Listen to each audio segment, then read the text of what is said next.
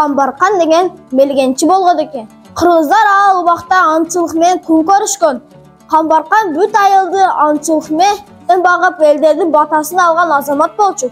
Күндөрдүн биринде Камбаркан аңчылыктан келе жатканда бир жактан жагымдуу үн угат. Мына ошол үнгө карай бет салып, Камбаркан барса кандай бир жаныбардын ичегесин көрөт. Шамал болуп, бутактар кылга тийип, ошондон жагымдуу мукам үн чыгып жатыптыр. Ошол жасаган аспап комуз деп аталып калыптыр. Комуз экме жана жапай жагачтардан өрүк, алмурут, карагай, арча, жапантал өңдүү формада чабылып мойын ичкерип кетет.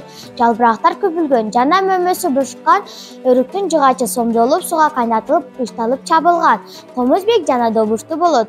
Комуз жалпы узундугу 75 см чамалуу. Элдеген көрүнүшү жана музыкалык аспаптардын бири болуп келген илгерки замандардан комуздун ар бир кыргыздын боозунда жаңырып турчу. Ал эми 20-кылымда чоң концерттик сахнага чыккан. Комуздун жардам менен аткарылуучу өзүнүн мааниси менен жаандык, тематикалык жана ритмдик өзгөчөлүгү менен уккан көргөндү кызыктырат.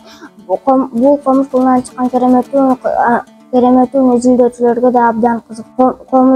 Комуз кул сөзүнүн чертилишинин ылдамдыгын, сол колуна жайгашкандыгына жана аспаптардын толгонушуна колдун жардамы менен үн чыгарышы боюнча, башкача айтканда ойноогуна жана анын маанисинин көптүгүнө жараша обон күүлөр, айтым күүлөр жана залкар күүлөрдөн негизинен 3 топко бөлүнөт. Комуздун түзүлүшү: башы, кулактары, моюну, кылдары,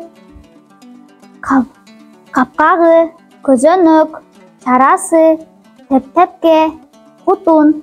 Үч пүрө жалгыздык үч кул комуз, чертилбей, күйгө келбей чебер колсуз, оп оңой көргөн көзө жөп жөнөкөй, бирок да өнөрү бар айтып берет.